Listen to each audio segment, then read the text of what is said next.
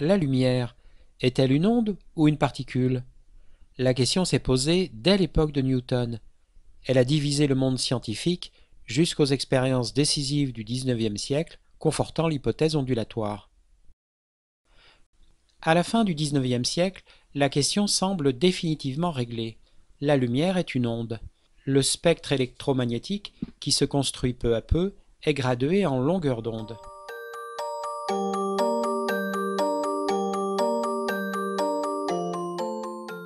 Mais en 1905, Einstein cherche à expliquer l'effet photoélectrique, une émission d'électrons par une plaque métallique exposée à la lumière.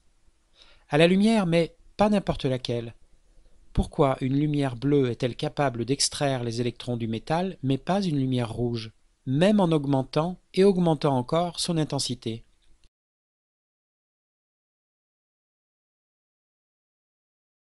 Inspiré par Planck, Einstein annonce alors que la lumière est composée de quanta.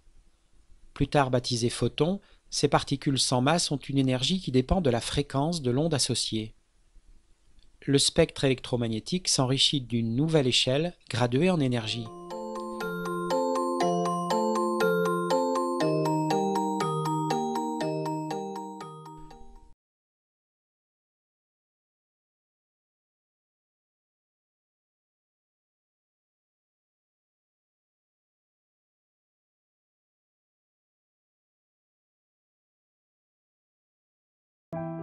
Les spectres sont comme les papillons, pense le physicien danois Niels Bohr en ce début 1913.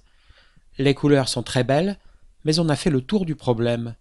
Grâce au spectroscope à prisme mis au point 50 ans plus tôt par les physiciens allemands Kirchhoff et Bunsen, tous les éléments chimiques ont fourni leur identité sous la forme de raies caractéristiques.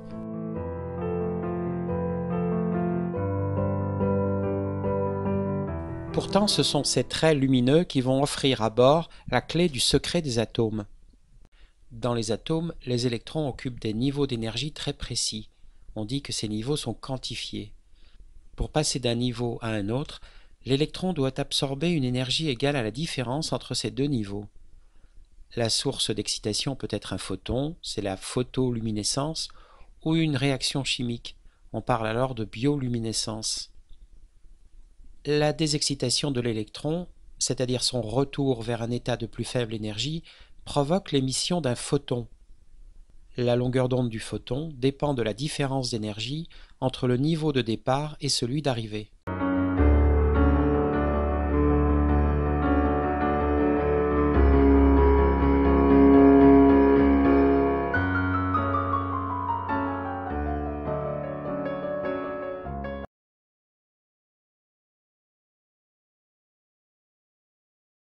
Dans l'hydrogène, l'un des premiers éléments analysés, le physicien suédois Anders Ångström avait découvert 4 raies et mesuré leur longueur d'onde: 410, 434, 486 et 656 nanomètres.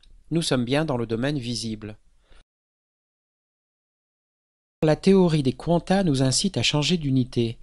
Nous passons des longueurs d'onde exprimées en nanomètres aux énergies exprimées en électronvolts, eV.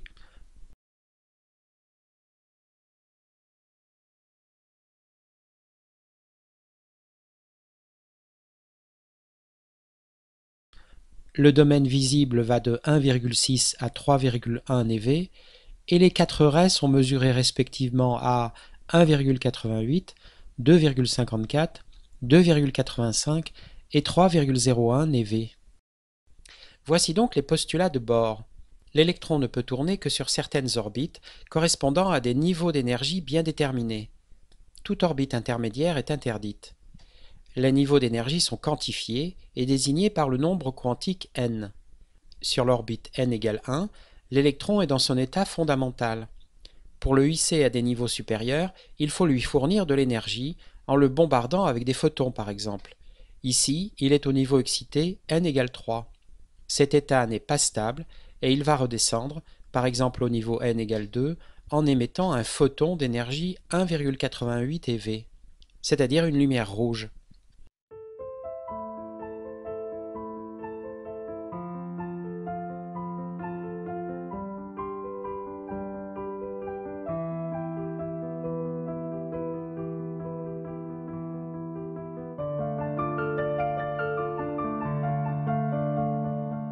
Sur le diagramme, le signe moins indique qu'il faut fournir de l'énergie à l'électron pour l'exciter. 13,6 eV est l'énergie nécessaire pour l'arracher de l'atome. C'est l'énergie d'ionisation. Au-dessus de 0, l'électron est libre, au-dessous, il est lié. La série de Balmer correspond aux transitions électroniques des états excités vers n égale 2. Il existe d'autres séries comme celle de Lyman et de Paschen. Le génie de Bohr est d'avoir osé abandonner la physique classique, celle de Newton et de Maxwell, qui ne fonctionne plus au niveau atomique, et de l'avoir remplacée par une physique aussi étrange que déroutante, tirée des idées de Planck et d'Einstein.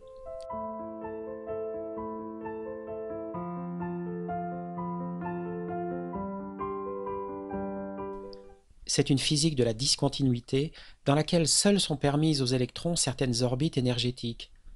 Des domaines entiers lui sont donc interdits, comme est interdit à l'homme qui prend l'escalier l'espace compris entre deux marches.